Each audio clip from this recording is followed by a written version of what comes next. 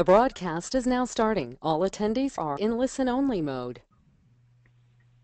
Hello, and thank you for joining today's webinar. We're just going to wait just a few minutes for all participants to log on.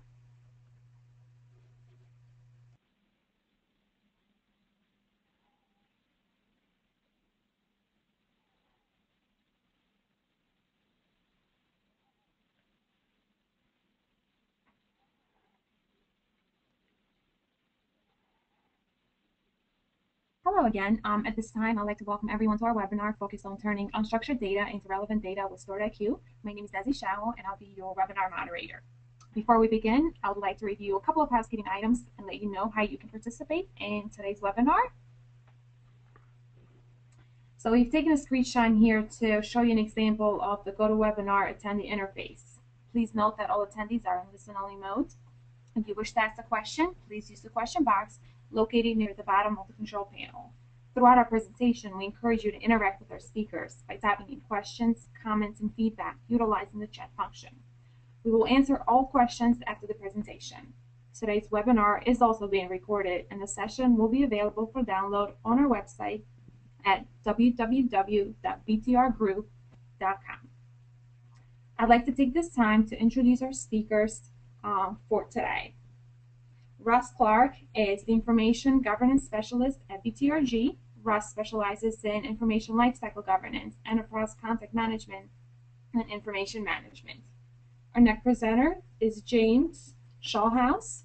He's the president at StoredIQ. StoredIQ provides information lifecycle governance solutions, including defensible disposal, e-discovery, record time retention, and value-based archiving.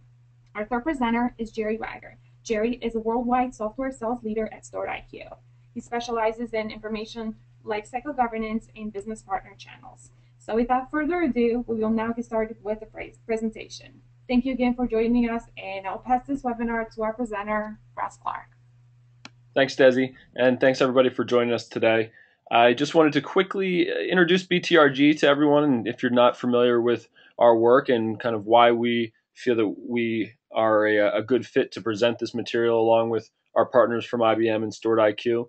BTRG has been around for over 20 years. We have 250 unique customers, and we are both a premier business partner with IBM and an Oracle Platinum business partner. So we've done a lot of work with both companies and continue to do so today. We work across multiple platforms. You can see at the top there, our expertise really covers quite a broad spectrum. And at BTRG, our IBM practice focuses on three main pillars. As Desi mentioned, we focus on information lifecycle governance with defensible disposal at the point of that. Information management, so we do data archiving, retirement, test data management, data privacy, and security. And also enterprise content management with value-based archiving and unstructured data management. So, things that are not in databases directly, your files, your SharePoint systems, items like that. We really span up and down different industry verticals, and we've done work in pretty much any industry you could imagine, and you can see a spattering of them there. So at that, I will pass it over to James, who's going to get us into our discussion about data and moving forward with some of the solutions that we can cover. Thank you, Russ.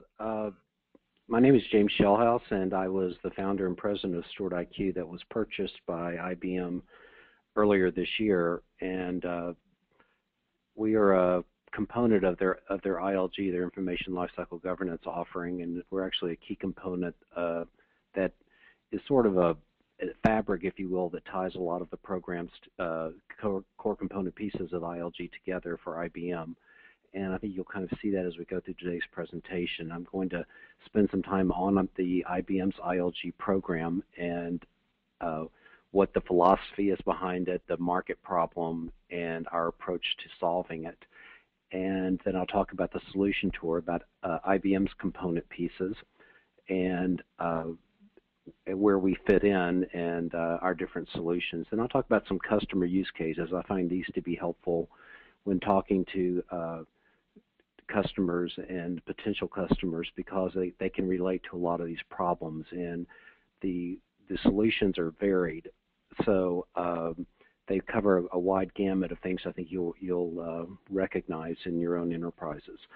So if you look at the problem here, and I'll talk about this a little bit, but the real problem here, to keep it simple, is the growth of data. Over the years, since the digital revolution, if you will, data has been doubling every 18 to 24 months, and people have never dealt with the problem of really accumulating it on a systemic or holistic basis. So what they have done is they have tended to have backup systems and making copies and hoping that it would sort of take care of itself over time, and every once in a while doing an archive. However, what's really happening is that the data is doubling every 18 to 24 months in the enterprise, but IT budgets, which I'm sure you can resemble, are only going up anywhere between 5 and 20% for growing companies. So when that happens, you can see there's a math problem out in the market where the cost for maintaining data is not keeping up with the budgets that companies are using. That's plain and simple. We'll talk about a lot of complex problems today, but that's plain and simple what the problem is, and it affects all the different business units across the enterprise. It affects the legal department, the records department, the IT department, and you can see how that all works. Because legal is expensive and IT has to maintain it, and everyone has a stake in making this, having this be a solution. So the problem is defined is that, and the assumption is that at a point in time when data is created in the enterprise, there's an approximate equity between the value of that data, the risk of that data, and the cost of that data. So if it costs more than the value the company gets for it, why would they produce it? So what really happens, I think we can all accept that as a premise, what really happens over time is the value of that data decreases sharply as time goes on.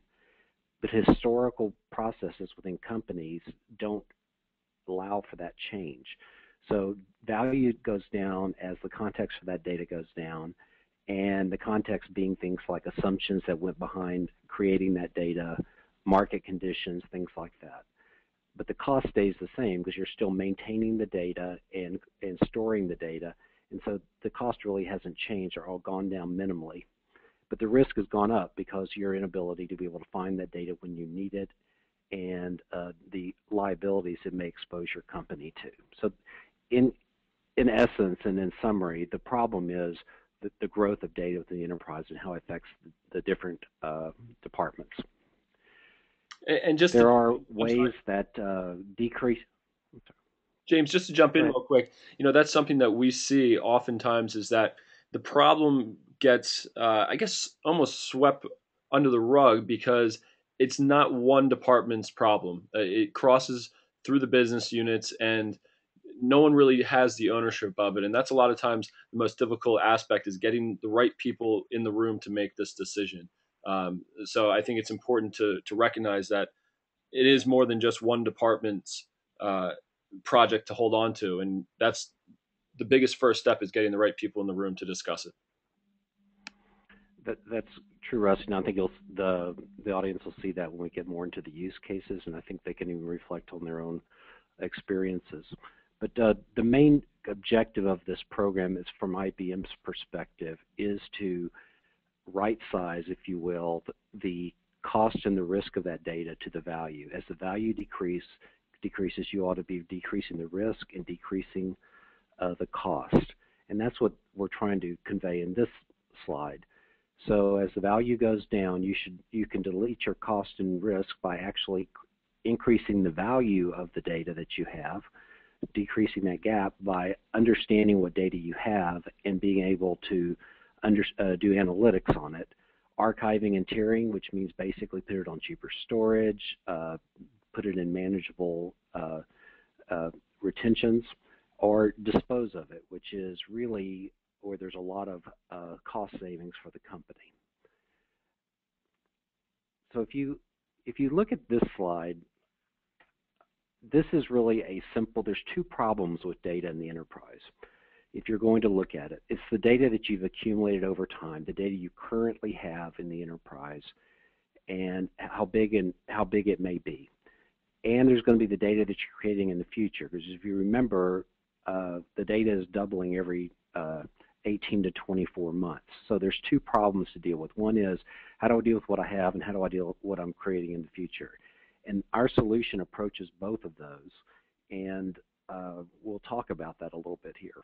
This slide represents really what's currently going on in the enterprise. We're part of the CGOC, which is basically a group of participants from the industries that participate in pretty much at the CIO and GC level, and have come up with some statistics for the market and really how they view the market. And their belief is, of all the data in the enterprise, probably 1% of it's subject to legal hold, probably 5% is subject to regulatory record keeping. Obviously, that differs by industry that your company operates in, and 25% probably has business utility. So 60 to 70% of the data in the enterprise could be subject to deletion, and our clients, almost without exception, say that's true because there's a very low level of what we call in the industry data hygiene, being able to manage and clean up your data on an ongoing basis. So people just accumulated data over time, and especially in areas like energy and financial services, where there's a lot of the growth has come from mergers and acquisitions, because the tendency is to just keep all that data. So the industry estimate is there's 60 to 70% of the data could be subject to deletion. So what we have found out from rolling out this practice, and we've been a thought leader, IBM has been a thought leader in this, is come up with some best practices of how we would approach this. One of them is you cannot even start to manage this problem if you don't understand your data. So being able to find your data, know where it is, know what the data is, know all the different component pieces of the data. And this is really where StoredIQ fits in to this ILG solution stack, and why it was a key acquisition for IBM. And I'll talk about that particular product in just a moment. But the first column is really step one, which is to identify your data, understand where it is, understand all the metrics about it, the size, the data was created, where it lives, things along those lines. And then there's two phases of cleanup for that legacy data. So the first three have to do with that legacy data component I'm just talking about, and the fourth one has to do with future data that's created. So the initial cleanup is really doing things early in this process that no one in the business, through the different business units or IT, should debate. It's really just enforcing and looking at data that shouldn't be there in the first place. Usually, most companies have an acceptable use policy for data, and it's things that would violate that, plus things such as, email, expired email archives, system files, temp files, data that's completely out of the retention period for what the company is requiring them to keep. And what we're finding in most of our clients as we roll this out, about 20 to 40% of that data is in the enterprise. And you can have an initial reduction very early in this process just by doing that. And it's typically not as difficult to go out and delete data, especially in this initial cleanup, because it violates company policy. And IT is not going to fight it, legal is not going to fight it. And as long as the policy is established, you can do that. And our companies are finding that they can do that very early on. And the beauty of, and this slide is based on best practices of what we've seen, how we've rolled out to the different customers. The reason we structure it like this is that the stakeholders in doing a process like this really want to see an ROI as they go through this. They don't want to wait for several years to see an ROI. Doing this initial cleanup and reducing your data footprint by 20 to 40% shows an ROI from the beginning, and it more than pays for any cost of initiating this program. I will tell you this, just for your internal constituents, if you start a program like this, the ROI calculation for doing a process like these cleanup practices is not debatable. There's not a company that I've seen yet that has enough data hygiene to where this is not a profitable and cost savings opportunity for them. So I think you can accept that as a premise of my conversation here. The third phase is to manage the data. And this is really applying policy, company policy, applying the regulatory regulations to the data, applying the legal holds to the data, applying just some retention policies. For example, we keep accounting records for 5 years. We keep contracts for 7 years, whatever the statute of limitations and company policy is. So you're applying that to the remaining data set, and we're finding our customers can usually find another 20 to 30% reduction in data by applying policies. And this is what we're zeroing in on this one, if you remember the previous slide, is zeroing in on that legal hold, regulatory hold, and data that has business value. And then the ongoing cleanup. This is really dealing with the new data that's going to be created. You take what you learned from the first three phases and file policies within your software that automatically can classify the data as it's being created as opposed to just being saved. So these are the four phases we find to be the best practices. So inaction is expensive, and as I said before, please keep in mind that while there's lots of slides and squiggly lines, the ROI is not debatable, and we can sit down, you know, with you or your people, or and really sketch that out with some minimal amount of time.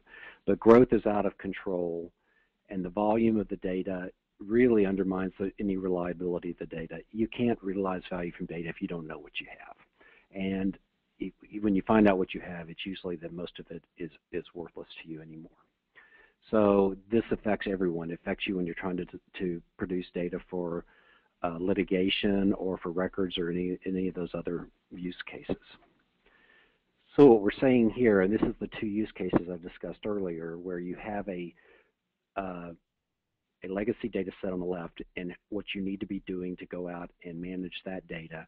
And on the right is where you're working towards, where you're dealing with data on a proactive basis. Now this is a slide put out by the EDRM, which is the Electronic Records Management Council, which is an industry council that deals with records management. And the whole point of this slide is really how do we manage data. If you look at the top of that inner circle, how do we track data from when it's being created to the point where it's disposed of or stored or held. So it's just understanding the data when it's created and understanding when you can get rid of it or when you need to store it, and when, for example, when litigation is over, that you can get rid of that. These other business units you'll see around the business, privacy, security, IT, records, and legal, those are the different constituents that usually have a vested interest in this happening, and will realize a great part of the ROI. So these are the two use cases, data currently under management and the future data. So to talk about the solution a little bit here, this is where I get more into the StoredIQ, because StoredIQ is really one of the first implementations or points that you'll want to do. What StoredIQ's premise was when we founded this in 2002 was data is growing out of control, and storing everything is a bad solution, and at some point budgets and markets are going to demand that you understand your information, be able to find it. So what legacy problems have been is that the different business units that's represented on the top, the e-discovery, storage management, governance, risk, compliance, and records, and sorry for the font problems on there, what the legacy problem has been is that each of those businesses have their own budgets and solve that problem their own way. So when they need to go to the different data sources to find data for a particular instance, let's take e-discovery for example, and they have to go find data. For example, if James was sued and they need to go get an image of my hard disk and get my file share and get my email, they may go grab everything and send it to an outside processor, where records is going to use probably some tools to go find the data that might be responsive to them. The problem with each department handling this their own different way is that they don't consistently find the data or don't consistently classify it. They cannot manage and integrate it, and you won't have any audit results or chain of custody, which really courts and regulators are demanding now. So this is very important to understand, that these siloed approaches, different departments handling this their own way, is not acceptable to courts anymore, and it's going to become a problem, and it has in a lot of cases. Now, please understand also that in case your company doesn't handle this holistically like we suggest, this is a trend that's starting to begin, and it's becoming very big. A lot of companies still manage it this way, just to be honest with you. They're just starting to move this behind the firewall, and that's really why this market is emerging. We're seeing a lot of RFPs and RFIs coming out from companies that are addressing this problem, where the different business units are all playing a part into this. So that's the problem that StoredIQ came in. We're trying to tie the business units into the data. And we did that, and why it was important to IBM is IBM would tell you that they had this solution in their portfolio. They did as long as this was an IBM shop. For example, every component piece is an IBM component piece. Their different components all talk to each other. StoredIQ's perspective was the time where you're having a total IBM shop or HP shop or EMC shop or Microsoft shop are going away. There's multi-vendors in every environment. I'm sure for you out there that are clients and prospective clients, you know that you have many different vendors within your enterprise. The problem is if you're really going to deal with this as a company, you really need to have access to all the different data sources, no matter what vendor supplied those for you. So the majority of places I see has storage from IBM, has storage from EMC, has some storage from HP. There's a lot of different vendors that are within the enterprise. And for example, one of the areas that's becoming real prevalent is, social media within the enterprise. And so those are different, like NewsGator and SharePoint and different Jive and Chatter. Those are all different in there, and those are data sources within the enterprise. So StoredIQ's perspective was we need to be able to tie the business units to the data no matter where it lives, whether it's an IBM platform or not. We want to be agnostic to where the data lives and be agnostic to where the data is going.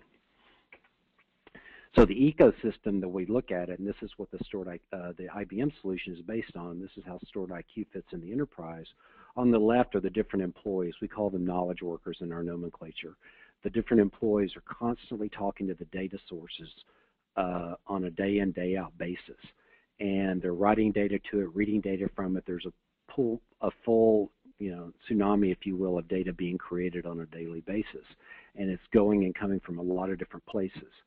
The solution in the past had been to move those to mega repositories and just look for data there, whether it be a FileNet, whether it be a Source One or a enterprise vault of some sort like that.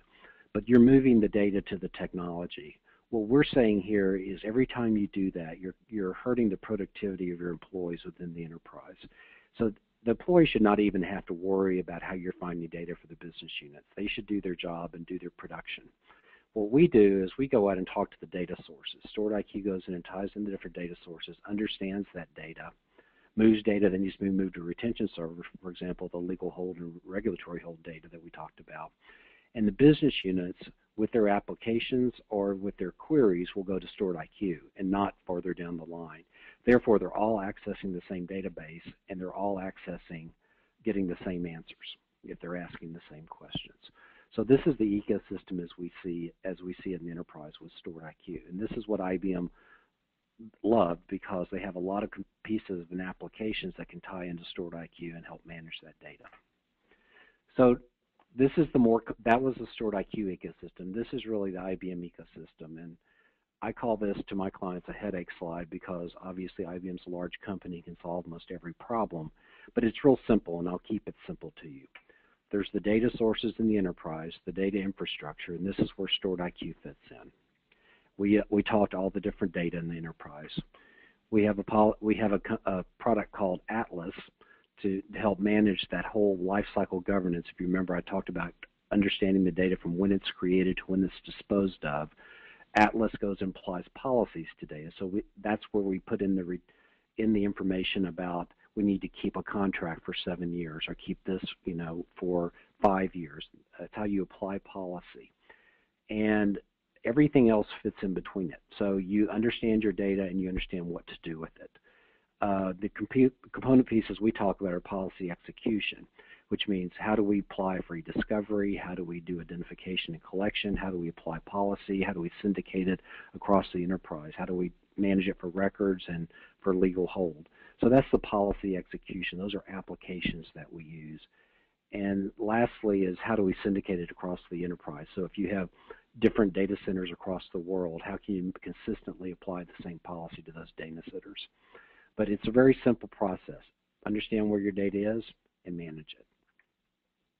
This next slide is the same layout as that slide. It just has the product name that some of you may be familiar with if you have IBM products. There's, there's two different kinds of data in the enterprise are structured and unstructured. Obviously, we use Optimum for the structured data side, and we use StoredIQ for the unstructured data side. And the rest of these applications have different solutions within the enterprise, like for archiving or records keeping or something along those lines. But this slide is identical to the one before, but it has product names involved with it. So as I discussed earlier, there's a summary here of the different business units, the stakeholders in the enterprise that are business units that have a vested interest in this working. So what is important here to note is that they will all be recognized as part of the ROI. They'll see the ROI, and they all have a vested interest in doing it. So really the majority of the creation and the use of the data is done with the business units on the very top. They create and use it on a daily basis. But legal and privacy and records obviously have duties that they have to perform on behalf of the company. What data needs to be put on legal hold, what needs to be held for regulation, what needs to be classified and put on different tiers of storage. So these are all different stakeholders. Now you would apply all these different stakeholders at once if you were doing a systemic or holistic solution in the enterprise. But there's ways to start, as I said, in those different phases of best practice, there's ways that you can phase this in and start with different business units. And a lot of the times what we see in the smaller companies is they may have a legal budget to deal with part of this, or they may have a records budget. So there's different ways to attack this, and we've seen most every way a company will roll this out. So don't be shy about asking about creative ways to start implementing a process like this. So I'm going to show you about StoredIQ right now. I decided to do slides instead of a live demo simply because of the latency of a wired connection and the delays, but you'll get the feel for what we're doing here. StoredIQ is a StoredIQ component that lays on top of our platform. We're a horizontal platform that talks to all the different data sources. What StoredIQ does is let you have a high-level view of the data so you know how the best way is to roll it out for your enterprise. It gives you a lot of information very quickly, and it's a real unique tool. It helps you connect to your data and identify it, analyze it, and act on it. It lets you do whatever action you need to do on your data. So the architecture for StoredIQ within the StoredIQ is that we do data servers throughout the different data sources, usually VMs, and they tie into the data sources. Then we have a gateway server that ties into the applications. And the applications send out instructions all day long of what you're supposed to be doing, whether you're just supposed to be understanding the data, moving it, hunt for stuff that should be subject to legal hold. So just for the simplicity of this slide and for StoredIQ, I'm showing you StoredIQ at the application layer. And it sits on top of the different data servers and sends instructions out. What's key about this slide that I'd like you to walk away with is a lot of people say, well, how do you scale? Whether it's a petabyte or whether it's just 100 terabytes or 50 terabytes.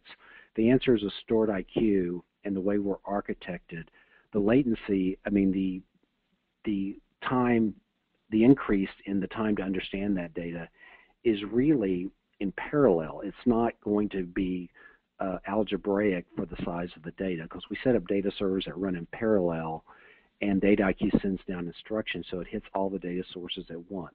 So this can be done quickly. You can scale into petabytes of data, and we do have clients that use it for petabytes of data. So that's the simplicity of what I'm trying you to get from the architecture slide here.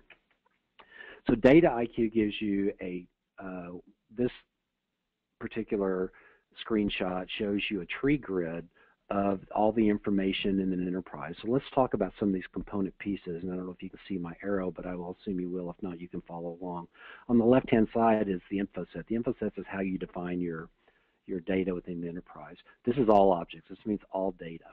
This may be, as I said, for 10 terabytes. It may be for a petabyte of data. It gives you a view across your enterprise and any cut that you would like to see it. In this one, we're grouping it by source type, which means where does the data live. So if you look over here, we're showing the data that's on Exchange. It's email and images. So those tree grids, as they show, are really the size is relative to the data set that underlies it, and it changes as the data sets change. This is SharePoint. one common problem we're seeing, I'll just comment on this because this is very common in a lot of the enterprises. A lot of people use SharePoint to hide things in the enterprise, or and it really is dangerous for a company because usually SharePoint sites can be set up without IT's involvement. So a lot of people that have pretty stringent email policies, people will set up PSTs or NSFs within their enterprise so they don't get subject to the company's retention policy, and they store them in SharePoint or in their file share. So that's why you'll see a lot of SharePoint on here and on, email on here and on different retention platforms in the company. But this one is broken down between Exchange, SharePoint, say the Centera, which is an EMC platform, so it's cross-brand, SIS, FileNet, NFS. So this is a relative tree grid for the data that underlies that. This is viewed by container and archive, and this is the different component pieces we wanted to show. So you can change that, on your query that you want. In section 4 here, we'll talk about in a minute, selected overlays you can do. So this gives you a high-level view of what this might look like for your enterprise.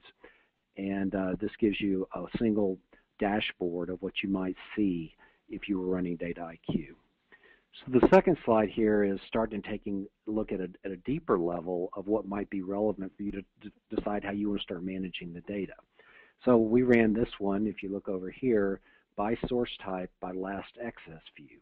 So we did a tree grid on how the data is laid out by age. And as you know, if you're involved with the retention in your enterprise, age is very important, because this is where your data really starts to accumulate, and it's the older data that you don't need anymore that has created that gap between cost to value and risk to value. So looking at stuff you might be able to delete right off the bat without much question, stuff over 7 years, since most retention policies in a company, except for like audit committee meetings and board minutes and stuff, are all the maximum they're usually retained are 5 to 7 years. So this is really a good slide so you get a feeling for where you should start looking. And this is an age-based view, and you look at it where it resides and how you should attack this. This one, for example, is utilized to put an overlay to spot potential issues. This particular one is, and it is a particular sensitive button for most financial institutions and utility and energy companies, credit card data and PII and PCI. So what we've done when we apply overlays, we're applying heat maps to this, to the tree grid. So the red shows violations to a policy we may have set up, and it shows it about where it lives. So for example, this one is a credit card information overlay, which shows that we have credit cards throughout our data sets, and this shows where it lives. So in Exchange, it's in the email, and you could click on that and find out where it is in the email and how many violations there were. It's in the containers on SharePoint, if you will.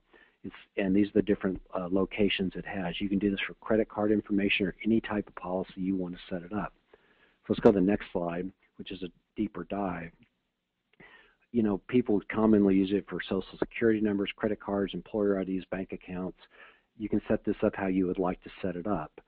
And what it does is it helps you remediate immediate regulatory violations that might come up in a regulatory audit or something along those lines. This is becoming real prevalent, especially in Europe, on data sets, and it's required in the U.S. too, in a lot of the higher regulated industries. So IT can maintain a privacy and data protection responsibility, and this is just one use case.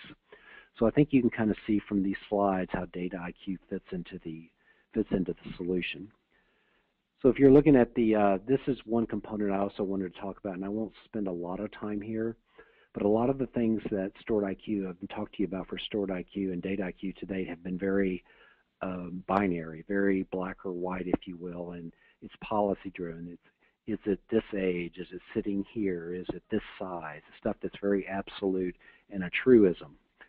But when you're dealing with a large amount of data, and that's called Boolean processing. It's called basically policy-based or Boolean-based. It's very black and white and arbitrary. But when you're doing large scales like petabytes of data, there's another policy management logic that comes up. It's called Bayesian, which is more machine learning, and I'm sure you've all heard about it, where you apply some machine learning to the different policies. So the data may not be subject to legal hold, it may not be subject to regulatory hold, but it has value, and so you want to say, I want to look at everything that's a customer contract. So Bayesian would be it's the software where you teach the software how to recognize certain types of data. So you have the Boolean, which is policy-based, and the Bayesian, which is machine learning, where it looks at a data file and it will say, in high likelihood, this is a contract. In high likelihood, this is an accounting record. And so it's things that are not necessarily increasing the risk to the company, and it may be, but it lets you know where they are, and it can give you a probable classification. This is becoming very prevalent with large data sets. So just to show you, StoredIQ, as of August of this year, and ILG or portfolio has integrated IBM's content classification, which is their machine learning or Bayesian product. So we can do Boolean and Bayesian logic here. So typically regulation is very Boolean based. You know, give me stock option and backdating within 3 words for documents in 2009 is a Boolean logic, for example. And Bayesian would be, let's help me find out all the contracts in these abandoned data sets. So what we do is we put the content classification knowledge bases, we do training sets. So we say this is 75 examples, for example, of a contract within a client, and it should be able to go to larger data sets and recognize what are contracts with a high degree of probability. So what we're doing is StoredIQ has the Boolean logic based in. We develop a knowledge base for a Bayesian logic, and so we're able to do natural language processing on larger data sets. These knowledge bases are transferred over to StoredIQ. DataIQ users can classify according to that. And then what we do to keep perfecting this is, and this is in line with the Sedona conference, who talks a lot about records management, we do samples of the data to make sure they've been properly classified, and they get your probability of proper classification up into the 90s and 95% range, which is an acceptable legal standard in most environments. So I just wanted to point out that we have Boolean and Bayesian-based logic on that. It's a new component that's important. So the benefits of DataIQ really are the fact that you're able, through your information governance, you're able to find the data that matters however you want to define it. You can get rid of old and obsolete data, spot compliance violations, adhere and apply and understand your disposition policy, going back to the point where I was talking about understanding your data from when it's created to when it's disposed of. And you can stratify the information. You can look at cloud migrations. You can do data migrations from one platform to another. You can lead your own investigations internally. And as I said, it's particularly helpful with a lot of orphan data that happens a lot of time in mergers and acquisitions. That's on the information governance. On the e-discovery side, it helps you get out in front of your e-discovery process. The main cost of e-discovery is, and it's out of control, in those areas that I talked about earlier where companies are doing self-collection and sending it to an outside processor. That's a very expensive process. What we allow you to do with this type of solution, there's a big ROI involved with e-discovery also, because you're able to reduce the data sets significantly, that even if you're sending them out, for what you're sending out for processing. You can understand it, and you don't have to grab all of your 2009 data. You can look specifically at the data where it lives and decide only the relevant data needs to go. So that's the definition of really what your ECA before collection is. Do your early case assessment on legal matters before collection, thereby able to make settle and litigate decisions earlier during the process and do your collections intelligently. And the main problem that people experience with doing this with some of the smaller solutions as opposed to what we have is that there are some environments in an enterprise that are tougher to understand than others. Two or three of the ones that are most problematic now for enterprises to understand. One of them is desktop, simply because they're mobile by nature. People will travel around with them, they shut them down. And so what we have is a desktop agent that can go out to all the desktops. We have customers that are using it on tens of thousands of desktops. They're doing e-discovery and records management on the desktops. And ours is a very, very user-friendly and IT-friendly. we can operate in the background or in full knowledge. We can ramp it up or down depending on if the laptop or a PC is being used. And if it shuts down, for example, you're traveling, it shuts down in the middle of a harvest or an understanding, what we'll do is you'll pick it up as soon as they log back in right where it left off. So this is a really cool project. A lot of people will do mass collections on desktops simply because it's the only way they know how to do. We have a unique solution for desktops. The one that's really becoming a problematic these days is SharePoint. And some of the solutions that are out for SharePoint now, most of the solutions, don't really address the entire SharePoint ecosystem. So we have a client that I'll talk about in the use cases in a minute that have an ecosystem of SharePoint, and a lot of their key data was on there, and it's an insurance company and a financial services company, and a lot of their claims agents and litigators were setting up SharePoint sites by case, whatever's being litigated or whatever might be being investigated. And IT is unaware of those things being set up. They thought they had about 2,000 of them in their ecosystem, and we went out there with our solution about 6 months ago and found out they had over 55,000 SharePoint sites. Mind you, even if IT knows about it or not, that is data that the company is responsible for understanding and turn over for regulatory or electronic discovery. So what we do that's different is that we look at all of the data. We're able to spot SharePoint sites where we look at not only document libraries, which is really what most solutions only look at, but we look at the picture libraries, record center, blogs, wikis, discussion boards. We look at the whole gamut within the SharePoint ecosystem, and we're able to tell you what is discoverable and what's not discoverable based on the criteria you set up. So we have a pretty unique SharePoint solution. Now to talk about a couple of customer use cases, and then we can have open it up for Q&A. So use cases are very interesting. As you can imagine, they're across the gamut of the different business units and what they might be. Now, if you look at some customer examples that we have, you'll tend to find out that a lot of them are energy or financial services or healthcare, and simply because those are high liability areas, correct? So they're things that meet the criteria of having to deal with this earlier. High volumes of data that have high risk and high liability if they don't produce. There's high discovery costs and high regulation. So there's nothing vertical about our software solution. It's a horizontal platform that helps every industry, but these tend to be where our early adopters are of this technology. So there's nothing unique about this page of logos other than to show you that where the liability is higher is typically where early adopters of the software. And this talks about the two most common use cases that we're finding that are problematic within those customers. The first thing we usually attack are SharePoint governance and desktops, mostly SharePoint because of the it's not very transparent to IT in their management. And then the disposal of data debris, which is really trying to get rid of data that has no relevance. And I'll talk about a couple customers about that.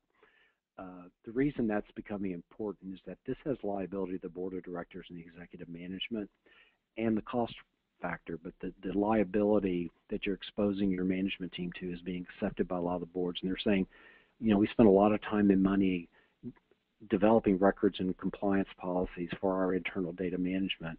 We want you to finally go execute them because a lot of them are there, but they're just not executed. So the different use cases, we do quite a bit of e-discovery. Just to put a fine dot on that, the largest lawsuit in the world was filed over the BP oil spill, the Deepwater Horizon. There were 5 major litigants. 3 of those became our customers, which is a great testament to our software. So 3 of the main litigants were our customers. They sought us out. And if you look at Transocean, this is all public information. Transocean, we went and looked at 500 terabytes of data very early in the process. They determined that they did not have any liability, which is what their board believed as soon as the spill happened. They told BP they were not going to be participating in this lawsuit. They were going to go for a dismissal, and they got dismissed from the lawsuit just for legal cost. That was really as a result of being able to go in and do this on a rapid basis and doing it correctly. The reason I'll be a little braggadocious here, if you will, but you know, when the liability was high, these people wanted to do it right. They came and sought us out, which was a very proud moment for me as the founder of StoredIQ, and that really does resonate. And so I think that e-discovery, we do have a place in that. And the high volume preservations. We deal a lot with insurance industries. Both of these are insurance companies that have 4,000 to 5,000 productions a year for litigation. So we can deal with the volume too, because we automate all that process. Records management, defensible disposal. We have several large clients. Pitney Bowes was the customer I was telling you about, that went in and deleted their data set by 40% because the board mandated they enforce their policies. We think it could be higher, but they took a very liberal policy, took a very liberal approach to their records policy and said, we really don't want to get rid of things. This is kind of a new, and we're an early adopter. So they got rid of things they knew they could get rid of, and they held things that they thought they could get rid of in what they call a data playpen for a year. And if they didn't access it, they got rid of it. So there's different ways, as I said earlier, to attack the problem. But these are all people who did data migrations and did large amounts of disposal within their enterprise on a legally defensible method. Regulatory compliance, banking and financial institutions, you know, are highly regulated. I could not list all the regulations that we have to comply with, but these are some of our example clients in this area. They're very large clients. And then we have the privacy and exposures. You can see these clients are people we've dealt with, PII, PCI, and different other types of privacy and high liability risks. And as I said before, I just want to reiterate here that major repositories are typically difficult to manage, and we use those as data sources. SharePoint for us is a data destination or a data source. We don't care which you use it as. FileNet is the same way. It could be a data destination, data source, such as Source One, and so is Enterprise Vault, all those different connectors that we showed. So Russ, I was going to turn it back over to you. That's really my presentation, and I hope I didn't take too long and left enough time for questions. Yeah, and we actually do have a question here. They asked, what is the best way to get started on a project like this? Who should some of the key business personnel be involved? Well, typically, how these things get started is the majority of the savings is going to come from IT, and they're the one that have the big, the CIO's office that have the big problem where the board has said your budget's only going up 5 to 10% per year, and your data is doubling. So they have the authority, and they usually have the power to be able to initiate something like this company-wide. So if it is a top-down initiative where the board of directors or the senior management is saying this is something we want to do, it's usually an infrastructure or a committee with those 5 stakeholders I talked about: legal, IT, records privacy, and the business units. The way you typically get started, as I said, is that you deploy something that you understand the data, and the first step is really to get rid of the data that every one of those constituents can agree on, which is typically data that violates the acceptable use policy and violates different records retention policies and stuff that shouldn't be there in the first place. Different media files such as audio or video files, you know, MP3s or iTunes, system files, temp files, files that are, you know, they're way over any retention level. So as I said before, what we found out, if you know, you always can say hindsight's 20/20. We found out at StoredIQ when we started deploying things like this, is that while we wanted to attack the big problem and go company-wide, we had to show some type of ROI along the way, and that's why I focused in on doing this initial cleanup that you can get a 20 to 40% ROI on. It pays for itself. I mean, that alone will pay for the entire program.